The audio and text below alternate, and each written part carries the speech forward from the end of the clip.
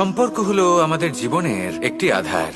কিছু সম্পর্ক এমন যা আমরা জন্মসূত্রে লাভ করি, যেমন পরিবার, মা, বাবা। কিছু সম্পর্ক আছে যা আমরা জীবনে অর্জন করে থাকি, তা সে প্রেমের হোক, স্নেহের হোক বা বন্ধুত্বের। এই সকল সম্পর্ক লাভ করার বা গড়ে তোলার 5টি ধাপ রয়েছে। প্রথম ধাপ, কোনো ব্যক্তির সাথে আলাপ হওয়া, তার সাথে কথা বলা বা তাকে দেখা। দ্বিতীয় ধাপ, সে ব্যক্তিকে আমাদের ভালো লাগা। তৃতীয় ধাপ, আমাদের এটা চাইতে শুরু করা যে জীবনে এই ব্যক্তি যেন আমাদের বন্ধু হন, আমাদের জীবনে থাকেন, বা আমাদের কাউকে ভালোবেসে ফেলা আর এটা আমাদের ভাবা বা চাওয়া যে সেই ব্যক্তি যেন আজীবন আমার সাথে থাকেন, আমার জীবনে আমার সাথী হয়ে। চতুর্থ ধাপ, লাভ করা। এবার এই ধাপটি অনেক মানুষের পক্ষেই খুবই সরল হয়, বড়ই সরলভাবে নিজেদের সঙ্গীকে লাভ করে থাকেন। কিছু মানুষ, আসুন আর আমার সাথে ভালোবেসে বলুন, রাধা রাধা। যখন মানুষের মৃত্যু হয় তখন কি হয়? অনেক সংখ্যক মানুষ শোক পালন করতে চলে আসেন। যে ব্যক্তি মৃত্যু লাভ করেছেন তার অনেক বস্তু থাকে যেগুলো তার প্রিয়, যেগুলো তিনি ব্যবহার করেছেন। তার শয্যা, তার বস্ত্র, তার আভূষণ সবকিছু তার থেকে বিচ্ছিন্ন করা হয় এবং খালি হাতে তাকে শ্মশানের উদ্দেশ্যে রওনা করা হয়। আমি আপনাকে এই প্রশ্ন করতে চাই, আপনি এই সংসারে কি অর্জন করেছেন? ধন, সম্পত্তি, বস্ত্র, আভূষণ, এই সব কিছু যে আপনি অর্জন করেছেন, আপনার মৃত্যুর পরে তা আপনার থেকে দূর হয়ে যাবে। এর উত্তর হলো একটাই, আপনার কর্ম। শুধু সেটাই আছে যা একান্ত আপনার, আর শুধু সেটাই এই সংসার থেকে চলে যাওয়ার পরেও সংসারেই জীবিত থাকবে। যদি আপনি দুষ্কর্ম করেন তাহলে এই সংসার আপনাকে একটি অনুচিত উদাহরণ হিসেবে মনে রাখবে যে এই ব্যক্তি খুব পাপী ছিল, অনুচিত কর্ম করতেন। যে পথে তিনি চলেছেন সেই পথে কারোর চলা উচিত নয়। সেখানেই যদি আপনি সৎকর্ম করেন তাহলে সংসার চিরকাল এটাই বলবে যে খুব ভালো মানুষ ছিলেন, সবাইকে ভালোবাসতেন, সবাইকে সাহায্য করতেন, আমার খুব প্রিয় মানুষ ছিলেন। এটাই হলো শ্রেষ্ঠ কর্ম। সেই জন্য জীবনে শুধুমাত্র ধন, সম্পত্তি, আভূষণ এই সব অর্জন করতে গিয়ে নিজের মনোনিবেশ করবেন না। শ্রেষ্ঠ কর্ম করুন। সংসার থেকে চলে যাওয়ার পরেও এই কর্মই এই সংসারে আপনাকে জীবিত রাখবে। আসুন আমার সাথে ভালোবেসে বলুন, রাধা রাধা। আশা এবং বিশ্বাস মানুষের জীবনের 2 অমূল্য স্তম্ভ। এটাই হলো ঢাল এবং এটাই হলো অস্ত্র। এটাই আমাদের রক্ষা করে এবং এটাই আমাদের জীবনের পথ প্রশস্ত করে। কিন্তু ছোট একটা সমস্যা আছে। এবার যদি আপনি বটবৃক্ষের থেকে এই আশা রাখেন যে এ আমাকে ফল দেবে, তাহলে সেই আশা ভঙ্গ হওয়াই স্বাভাবিক। আর যদি আপনি বিশ্বাস করেন যে খেজুর গাছ আপনাকে ছায়া প্রদান করবে, তাহলে সেই বিশ্বাসও অবশ্যই ভঙ্গ হবে। তাহলে কি করা উচিত? চোখ বন্ধ করে যে কাউকে বিশ্বাস করার আগে বা যে কারোর থেকে আশা রাখার আগে নির্বাচন করুন যে কার ওপর বিশ্বাস রাখতে চান, কার ওপর আশা রাখতে চান। তবে আমি তো বলবো যে বিশ্বাস করতে হলে নিজের ওপর করুন, যে এই সংসারে এমন কোনো কাজ নেই যা আপনি করতে পারেন না। আর শুধু কর্ম করতে থাকুন আর ভরসা রাখুন ঈশ্বরের ওপর, যে উনি আপনার কর্ম দেখবেন আর আপনাকে আপনার কর্মফল অবশ্যই দেবেন, আপনাকে সাফল্য দেবেন। যদি আপনার বিশ্বাস অটল হয়, নিরন্তর পরিশ্রম করেন, তাহলে ঈশ্বর কখনোই আপনার আশা ভঙ্গ হতে দেবেন না। আসুন আর আমার সাথে ভালোবেসে বলুন, রাধা রাধা। আমাদের সকলের কাছে বৃক্ষ অত্যন্ত প্রিয়। আমরা সর্বদাই চাই এই বৃক্ষ যেন সবুজ থাকে, ফুলে ফলে ভরে থাকে, আমাদের ছায়া প্রদান করে, তা যেন সুস্থ থাকে, আমাদের ফল প্রদান করে। আর সেই জন্য আমরা প্রতিদিন সেই বৃক্ষকে জল প্রদান করি। কিন্তু কখনো ভেবে দেখেছেন যে জল তো আমরা বৃক্ষের গোড়ায় দিই, তারপরেও এই জল সেই বৃক্ষের প্রত্যেকটি পাতায় ঠিক পৌঁছে যায়। এটা কিভাবে সম্ভব? কিছুটা এরকমই হলো আমাদের কর্ম। যদি এই পৃথিবীতে থেকে শুদ্ধ মনে সৎকর্ম করেন, এই কর্ম সোজা ঈশ্বরের কাছে গিয়ে পৌঁছয়। যদি শ্রদ্ধা ভাব নিয়ে সমর্পিত হয়ে শুদ্ধ চিত্তে আপনি কাউকে সেবা করেন, তা সে মাতা পিতাই হোক, পরিবার হোক, গুরু হোক, পশুপক্ষী হোক বা সমাজ হোক, তাহলে সেটা সোজা ঈশ্বরের চরণে সমর্পিত হয়। সবসময় শুদ্ধ চিত্তে সমর্পিত হয়ে এবং মনে শ্রদ্ধা ভাব নিয়ে কর্ম করুন। ঈশ্বর নিজে থেকেই এর ফল আপনাকে প্রদান করবেন।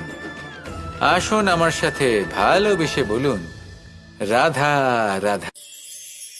জীবনে সব থেকে বেশি মূল্যবান বস্তু কি? ধন, স্বর্ণ, মাণিক্য, আভূষণ? না, এই সব কিছু মিলিয়েও সময়ের এক মুহূর্তের সামনে মলিন হয়ে পড়ে। এক মুহূর্ত যা এক দরিদ্রকে রাজা করতে পারে, যা এক রাজাকেও দরিদ্র করতে পারে।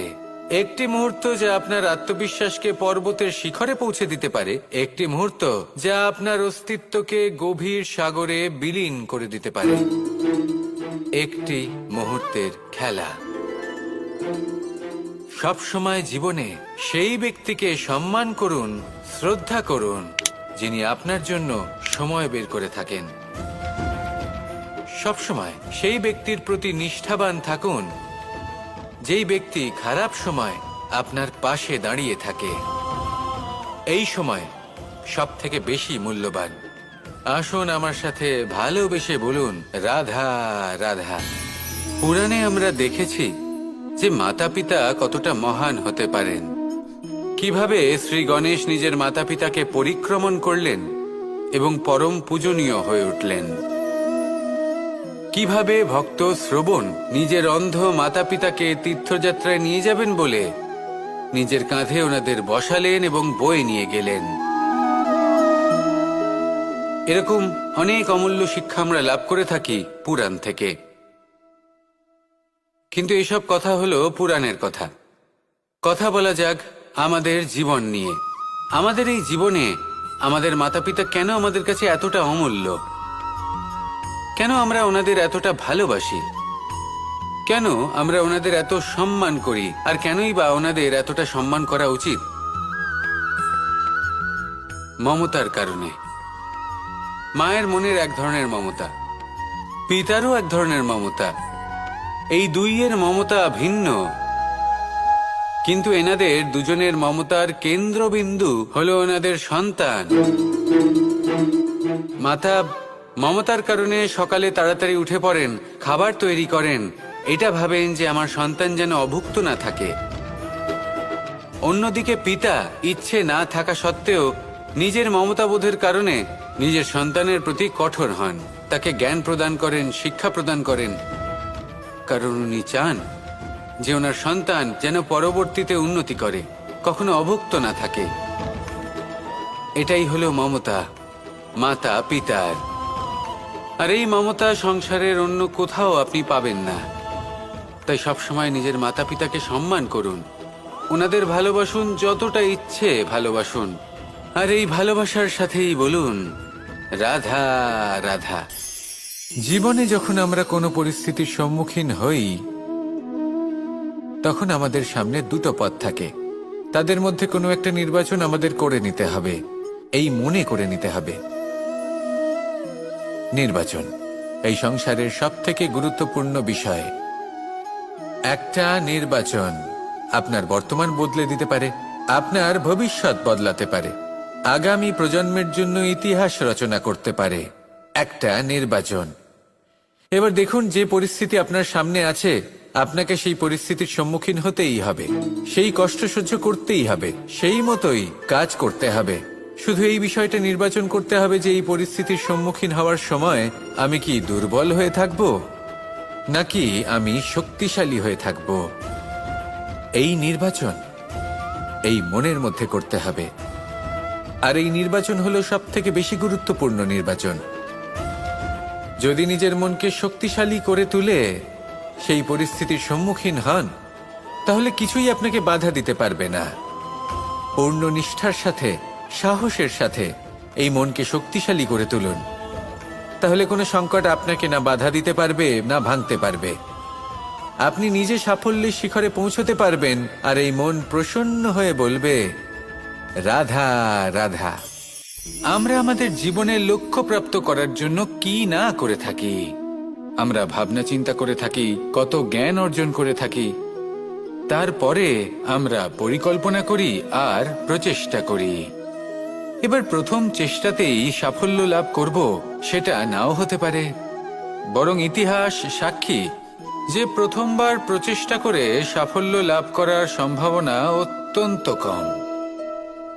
আর যে কোনো সফল ব্যক্তিকে দেখুন, আপনি বুঝবেন সেই ব্যক্তি বারবার প্রচেষ্টা করে, চেষ্টা করা থামায় না, তবেই সেই ব্যক্তি একদিন সাফল্য লাভ করেন। সেই জন্য আপনিও প্রচেষ্টা করা কখনো বন্ধ করবেন না, করতেই থাকুন।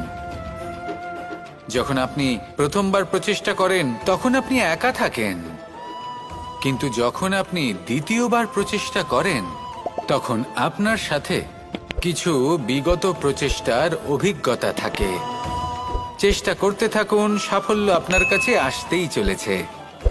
আসুন আমার সাথে ভালোবেসে বলুন, রাধা রাধা।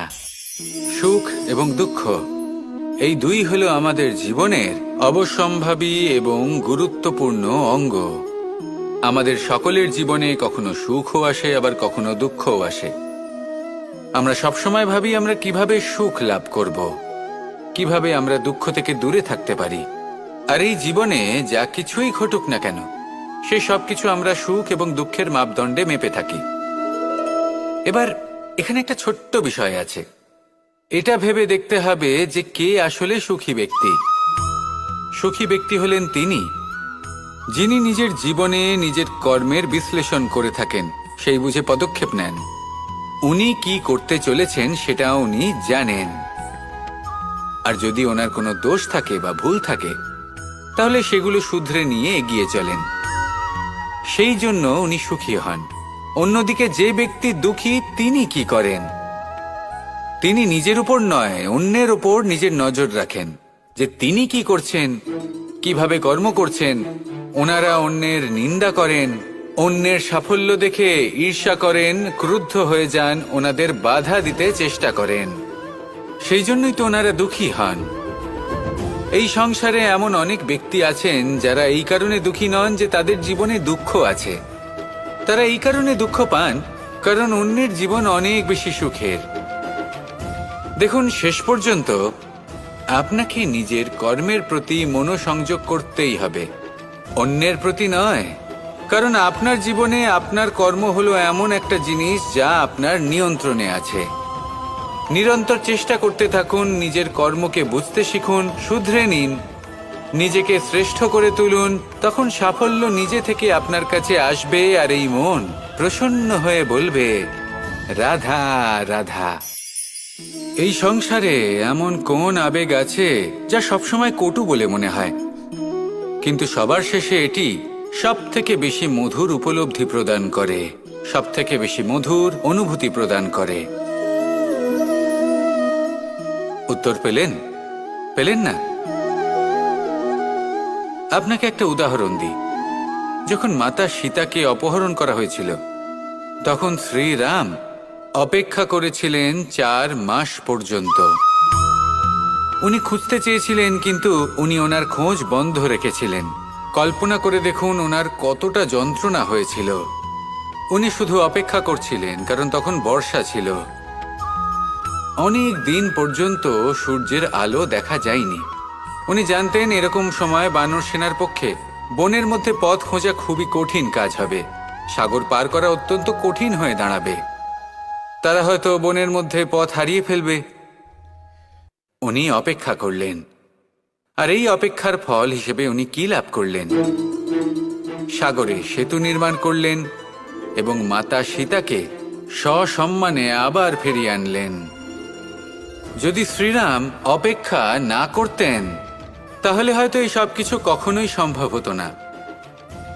এটাই হলো শক্তি ধৈর্যের। এটাই হলো আমাদের কাছে শিক্ষা। এই ধৈর্যই প্রত্যেকবার আমাদের অত্যন্ত কঠিন বলে মনে হয়। ধৈর্য ধরা অত্যন্ত কঠিন, কিন্তু অবশেষে এটাই সব থেকে শ্রেষ্ঠ ফল দান করে, সব থেকে মধুর উপলব্ধি, সব থেকে মধুর অনুভূতি প্রদান করে। তাই ধৈর্য ধরে থাকুন, সব কিছু শুভ হবে। আর তখন এই মন প্রফুল্ল হয়ে বলবে, রাধা রাধা। এই সংসারে সব থেকে ভয়ানক এবং গভীর অন্ধকার কোনটা?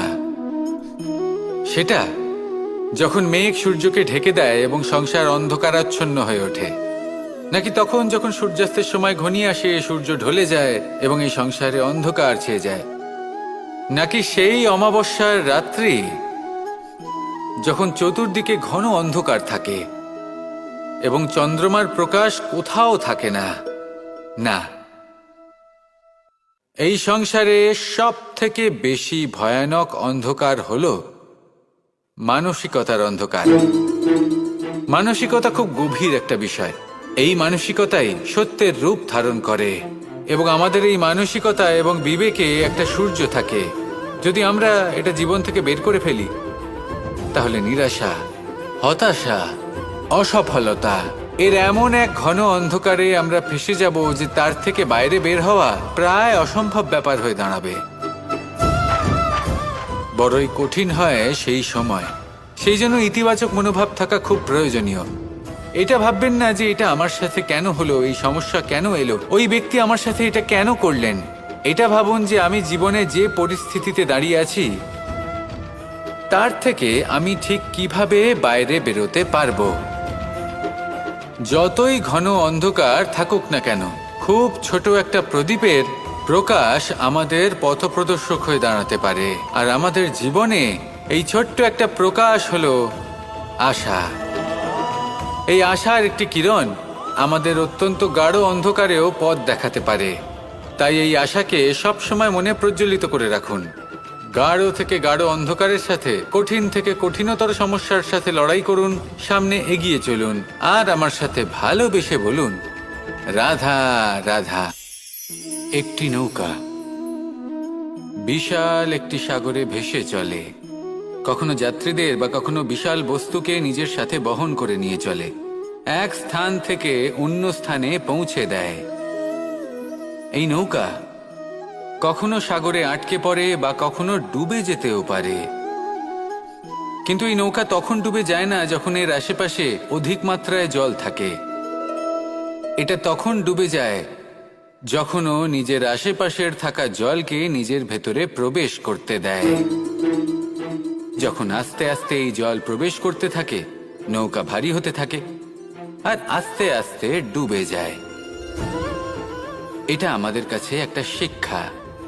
হতেই পারে আমাদের এই সংসারে, আমাদের জীবনে আশেপাশে অনেক বেশি মাত্রায় নেতিবাচক শক্তি থাকবে, ঈর্ষা থাকবে, বিদ্বেষ, ঘৃণা বা ভয় থাকবে, কিন্তু মনের এই নৌকা শুধু তখনই ডুববে যখন আপনি এই নেতিবাচক শক্তিকে নিজের ভেতরে প্রবেশ করতে দেবেন। মনে রাখবেন, এই নেতিবাচক শক্তিকে কখনো নিজের মনে প্রবেশ করতে দেবেন না। প্রবেশ করলেও তাহলে যেন সে সেখানে কোনো স্থান না পায়। শুধু এই বিষয়টা খেয়াল রাখলে আপনার মনের এই নৌকা জীবনের এই সাগরে সব সময় ভেসে থাকবে, আর এই মন প্রসন্ন হয়ে বলবে, রাধা রাধা। আপনারা সবাই একটা গাছের পাতাকে দেখুন। যতক্ষণ পর্যন্ত ও গাছের সাথে, মানে গাছের ডালের সাথে জুড়ে থাকে, সে সবুজ থাকে, বাতাসের সাথে সে নড়তে থাকে। যতক্ষণ পর্যন্ত ও সূর্য থেকে পাওয়া রশ্মির শক্তি গাছে পৌঁছে দেয়, ততক্ষণ ও ডালের সাথে যুক্ত থাকে। কিন্তু যখন সেই পাতা শুকিয়ে যায়, তখন তার কোনো গুরুত্ব থাকে না। সেই পাতা গাছের ডালে এবং বৃক্ষের কাছে বোঝা হয়ে থেকে যায়। এবং এমন এক সময় আসে যখন সেই ডালটি শুকনো সেই পাতাকে পরিত্যাগ করে। এটাই আমরা এই প্রকৃতিতে দেখি এবং এটাই হলো সত্য। আর এটাই আমাদের জীবনে খুব বড় একটা শিক্ষা। যদি আপনিও নিজের জীবনে নিজের আপনজনদের কাছে বোঝা স্বরূপ হয়ে দাঁড়ান, তাহলে তারা আপনাকে যতই ভালোবাসুক না কেন, ওনারা যদি নাও চান তাহলেও এমন এক দিন আসবে যখন আপনার আপনজন আপনাকে পরিত্যাগ করবে। সেই জন্য সবসময় আত্মনির্ভর হয়ে ওঠার চেষ্টা করুন, নিরন্তর পরিশ্রম করতে থাকুন, কারোর ওপর বোঝা হয়ে থাকবেন না, বরং তার সাথে মিলে দায়িত্ব পালন করুন। এমনটা করবেন তাহলে আপনার সম্মানও বজায় থাকবে এবং সম্পর্কের মধ্যে আপনার মূল্যও বজায় থাকবে। আসুন আর আমার সাথে ভালোবেসে বলুন, রাধা রাধা। আমাদের মধ্যে এমন অনেক মানুষ আছেন যারা বই পড়তে পছন্দ করেন, অনেক মানুষ আছেন যারা ভিন্ন ভিন্ন রকমের কাহিনী পড়েন। এবার পড়তে পড়তে মাঝে এমন একটা অধ্যায় অবশ্যই আসে যা আমাদের হৃদয় স্পর্শ করে যায়। আমরা হৃদয় যন্ত্রণা অনুভব করি, তাও আমরা সেই কাহিনী শেষ পর্যন্ত পড়ি এবং তখন আমরা বুঝতে পারি যে সেই যন্ত্রণাময় অধ্যায়টি কেন এসেছিল, তার থেকে আমরা কি শিক্ষা পেলাম এবং আমরা অবশেষে লক্ষ্যেও পৌঁছলাম। কিন্তু যদি সেই যন্ত্রণাদায়ক অধ্যায়টিতে আপনি থেমে যান, আপনি যদি এটা ভাবেন যে আমি আর পড়তে পারবো না, তাহলে আপনি জানতেও পারবেন না যে পরবর্তীতে কি হতে চলেছে। এই মন দুঃখে ভরে উঠবে, মনে প্রশ্ন আসতেই থাকে যার উত্তর আমরা পাই না, নিজেদের লক্ষ্য বুঝতেই পারি না। এইভাবেই আমাদের জীবনেও যদি এমন কিছু হয় যা অত্যন্ত দুঃখজনক, যদি এমন কোনো কঠিন অধ্যায় আপনার জীবনে আসে, থামবেন না। তাহলে আপনার জীবনের কাহিনীর একটি যন্ত্রণাদায়ক দুঃখজনক অধ্যায় মাত্র। শেষ পর্যন্ত এই কাহিনীতে টিকে থাকুন, কর্ম করতে থাকুন। আপনি বুঝতে পেরে যাবেন যে এই কঠিন পরিস্থিতি আপনার জীবনে কেন এসেছিল। আপনি শিক্ষাও লাভ করবেন এবং লক্ষ্যও লাভ করবেন। আসুন আমার সাথে ভালোবেসে বলুন, রাধা রাধা। যখন আমরা মৌন থাকি তখন আমরা কতটা শক্তি ব্যয় করি, বিন্দুমাত্র নয়। সেখানেই যখন আমরা রুষ্ট হই তখন আমরা কতটা শক্তি ব্যয় করি। আমাদের রক্ত গরম হয়ে ওঠে, চোখ থেকে যেন অগ্নিবর্ষা হয়, আমরা চিৎকার করতে থাকি, জোরে কথা বলি, কখনো কখনো আমরা অনুচিত কর্ম করে বসি। সবকিছুই ক্রোধের বশে করি। এবার এই ক্রোধকে মৌনতায় পরিণত করতে হবে। এই কাজটা চোখে দেখা যায় না, এই কাজ সরল নয়, এই কাজ হলো অত্যন্ত কঠিন এবং এই কাজই শ্রেষ্ঠ। সেই ব্যক্তি শক্তিশালী নন যিনি কথায় কথায় ক্রুদ্ধ হয়ে যান, কথায় কথায় যিনি আক্রমণ করেন। আজ্ঞে না, সব থেকে বেশি শক্তিশালী ব্যক্তি হলেন তিনি যিনি নিজের ক্রোধকে মৌনতায় পরিবর্তন করতে পারেন, যিনি শান্ত মনে পরিস্থিতিকে বোঝেন, তার আকলন করেন আর তারপর বিবেকের দ্বারা সিদ্ধান্ত নেন। তিনি হলেন সব থেকে শক্তিশালী ব্যক্তি। তাহলে সেই ব্যক্তি হয়ে উঠুন আর আমার সাথে ভালোবেসে বলুন, রাধা রাধা। এই শুকনো পাতাটিকে দেখুন, নিষ্প্রাণ হয়ে পড়েছে। কোনো একটা সময় এই পাতাটি একটা গাছের ডালে ছিল। সেই গাছ ওর লালন পালন করত। যখন যখন বাতাস বইত, এই পাতায় কম্পন দেখা দিত, মনকে প্রফুল্ল করে তুলত। কোনো একদিন এই পাতা গাছের ডাল থেকে ঝরে পড়ে গেল। নিঃসন্দেহে ও নিজের স্বাধীনতা পেল, কিন্তু আস্তে আস্তে শুকিয়ে গেল, নিষ্প্রাণ হয়ে গেল। দেখুন, আমি এই কথা বলছি না যে স্বাধীনতা অনুচিত, কখনোই না। কিন্তু যে কোনো পরিস্থিতিতে স্বাধীন হতে চাওয়া এটা নিশ্চিতরূপে অনুচিত।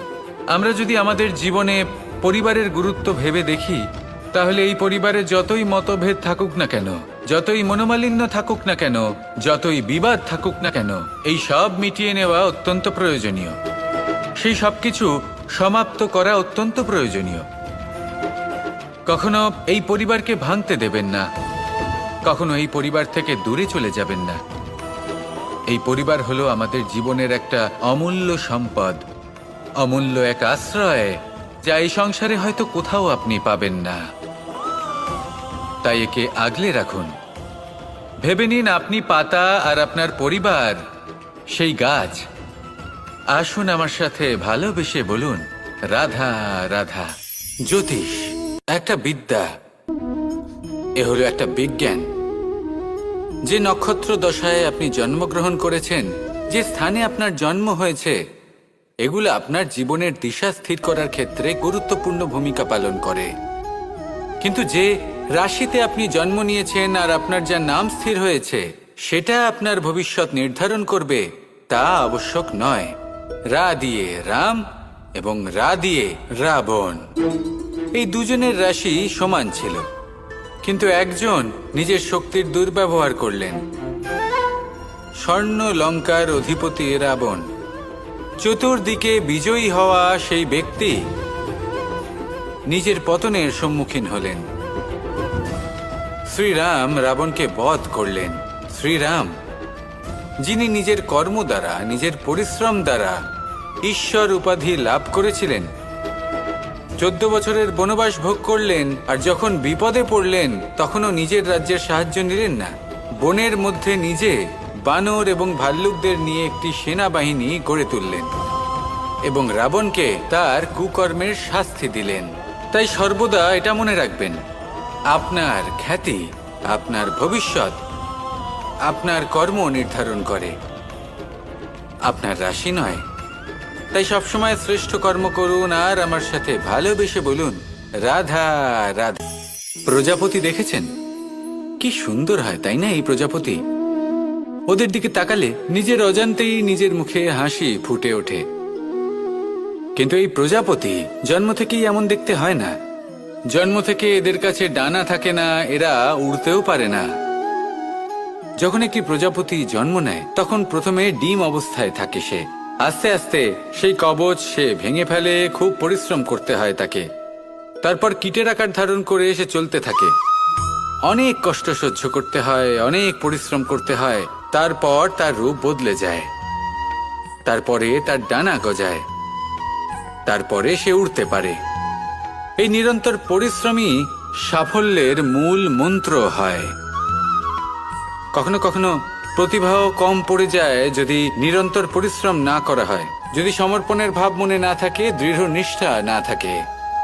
আর কখনো কখনো সেই ব্যক্তি যার মধ্যে বিশেষ প্রতিভা থাকে না, সেই ব্যক্তি নিরন্তর পরিশ্রম করে, নিজের মনে সমর্পণের বোধ জাগিয়ে তোলে, দৃঢ় নিষ্ঠার সাথে কর্ম করে আর সাফল্য লাভ করে। সেই জন্য আপনি জীবনে যেখানেই পৌঁছে যান না কেন, নিরন্তর পরিশ্রম করতে থাকুন। তবেই আপনার ভবিষ্যৎ রঙিন প্রজাপতির মতন গগনচুম্বী হবে। তবেই এই সংসার আপনাকে দেখবে এবং নিজের অজান্তেই এই সংসার নিজের মুখে হাসি ফুটিয়ে তুলবে এবং এই সংসার আমার সাথে ভালোবেসে বলবে, রাধা রাধা। কখনো কখনো অন্ধকারের সাথে লড়াই করার জন্য আমরা প্রদীপ জ্বালাই। এতে প্রথমে সলতে রাখি, তারপর তেল ঢালি, তারপর আগুন জেলে এটা প্রজ্বলিত করি। তারপর একটা সময় আসে যখন এই প্রদীপ নিভে যায়। কারণটা কি? কারণ কি এটা যে প্রদীপের প্রকাশমান হওয়ার ক্ষমতা সমাপ্ত হয়েছে? না, এই যে আগুন আমরা দেখতে পাচ্ছি, এই আগুনের জন্য যে শক্তির প্রয়োজন হয় তা আসে এই তেল থেকে। যদি এই তেল সমাপ্ত হয়ে যায় তাহলে এই প্রকাশ তাও সমাপ্ত হয়ে যায়। আর আমাদের জীবনে এই তেল হলো আমাদের কর্ম, আর এই আগুন আর এর দ্বারা উৎপন্ন হওয়া প্রকাশ আমাদের ভাগ্য। যত আমাদের কর্ম ক্ষীণ হতে থাকবে, আমাদের ভাগ্য সৌভাগ্য কোথাও না কোথাও লুপ্ত হয়ে যাবে। যে উজ্জ্বল ভবিষ্যৎ আমরা চাইছি তা কখনো লাভ করতে পারবো না যদি কর্ম না করি। ঠিক যেমন তেল ছাড়া অগ্নি উৎপন্ন হয় না, তেমনি কর্ম ছাড়া সৌভাগ্য হয় না। আর যেমন কর্ম তেমন ভাগ্য। তাই সবসময় কর্ম করতে থাকুন, কর্ম করা থামাবেন না। আর আমার সাথে ভালোবেসে বলুন, রাধা রাধা। মুক্তোর এই মালা দেখতে কত সুন্দর হয়, তাই না?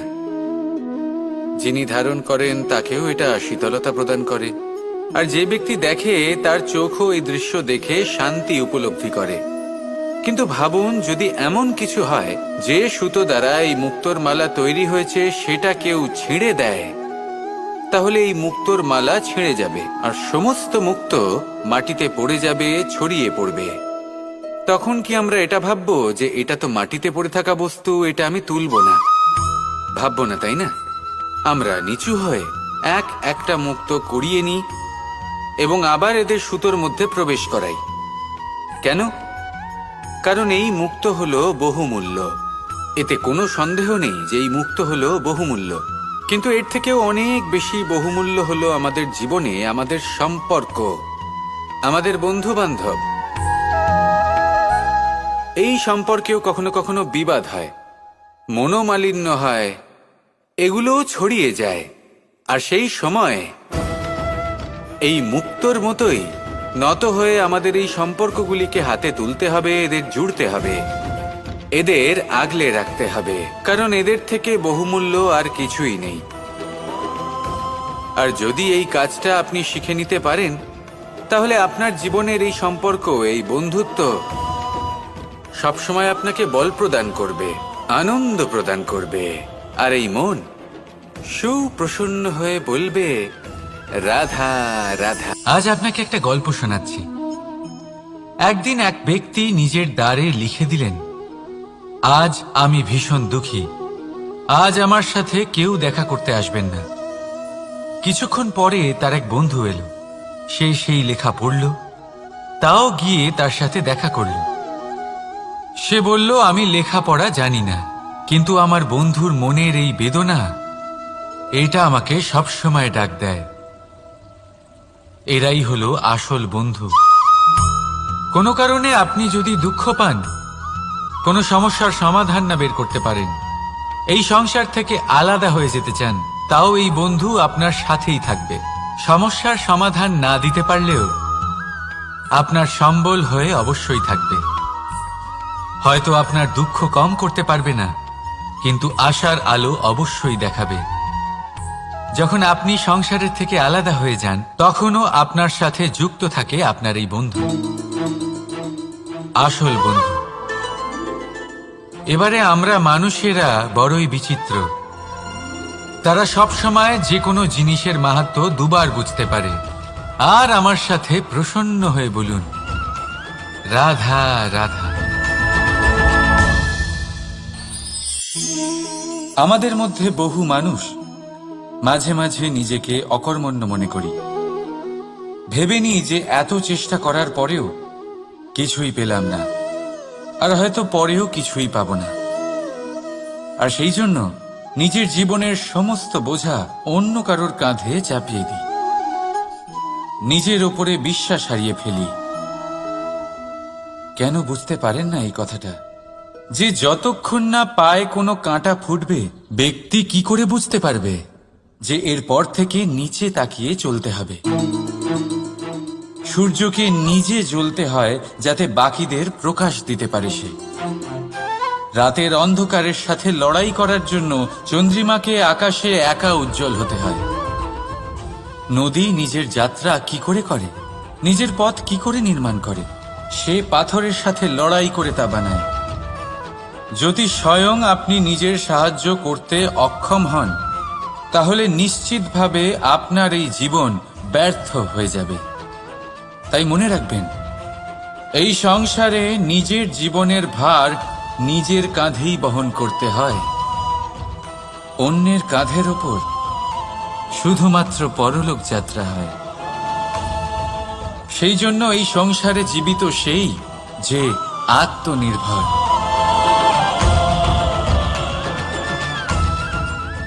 রাধা রাধা।